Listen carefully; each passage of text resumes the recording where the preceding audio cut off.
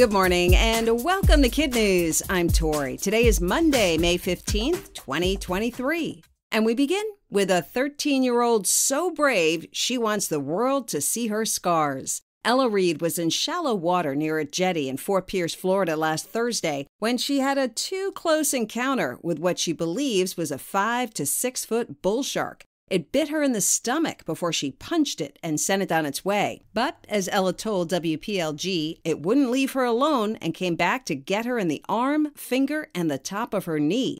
She says it didn't really hurt because her adrenaline was through the roof. Ella ended up with 19 stitches, which she's proud to show off. And while the shark definitely took a bite out of her beach day, she wasn't afraid before, and she's not afraid now. Ella returned to the inlet the very next day and says she'll be back in the water just as soon as her stitches come out.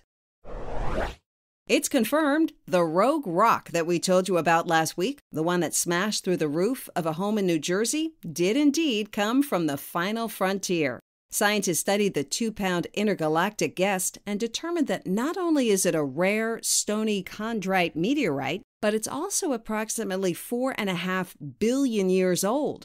According to the Planetary Science Institute, hundreds of meteorites fall to Earth each year, but few are found because they often land in remote areas or in the ocean or are not seen falling, so no one knows to look for them.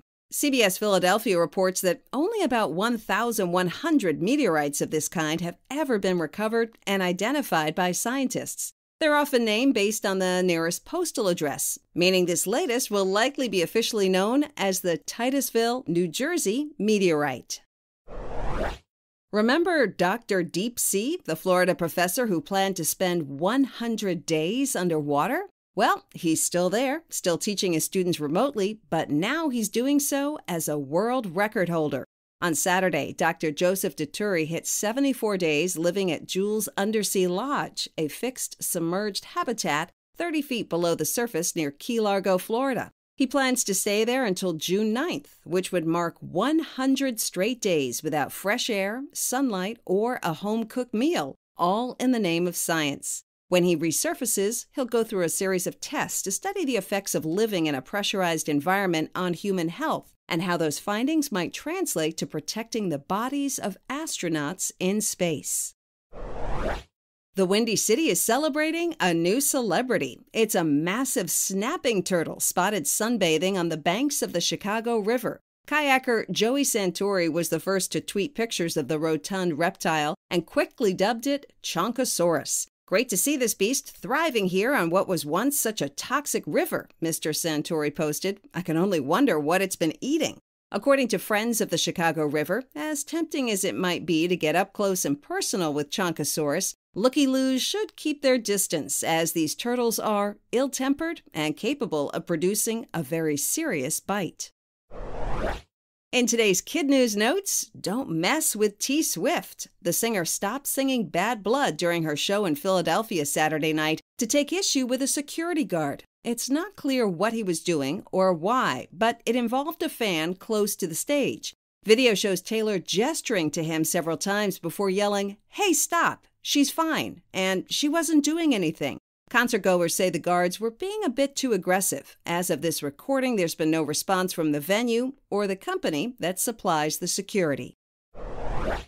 And Sweden's Loreen has won the Olympics of Music, otherwise known as Eurovision. The international singing contest, which is typically watched by more than 100 million people worldwide, was held over the weekend in Great Britain in honor of Ukraine. Loreen is only the second singer to win the competition twice. Also stealing the show, Britain's Princess Kate, who surprised viewers with a short, pre-taped piano performance. That's it for KidNuz. Now our KidNuz quiz, generously sponsored today by the Chu family of Burlingame, California, to shout out their future rocket scientist, chemist, physicist, and maybe volcanologist, Derek, who turned 10 yesterday. Derek, your proud mom, dad, and Calvin hope you keep reading, being curious, learning, questioning, and fact-checking. Now, today's quiz.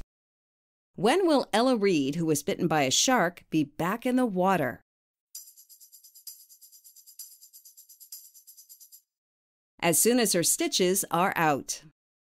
How old is the meteorite that fell into a New Jersey home?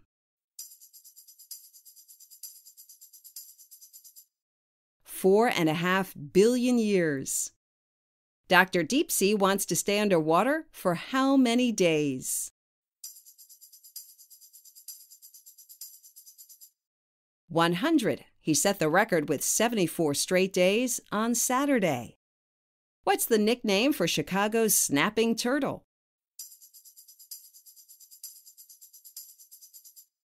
Chonkosaurus. In today's KidNuz Kicker, the city of Kyle, Texas is calling all Kyles to Lake Kyle Park on May 21st to help break the world record for most Kyles in one place. It'll be the city's third attempt at the same-name crown. It just can't seem to get around Ivan, which set the high water mark in 2017 when 2,325 Ivans gathered in a town in the southeastern European country of Bosnia and Herzegovina. As CBS News reports, Kyle and Ivan don't own the market on same-name soirees. In April of 2020, a man named Josh Swain challenged other Joshes to meet him in Nebraska for a pool noodle battle at precisely 12 noon on 4/24/21. It wasn't a record setter, but hundreds of people turned out for an epic pool noodle competition and a gigantic game of rock, paper, scissors.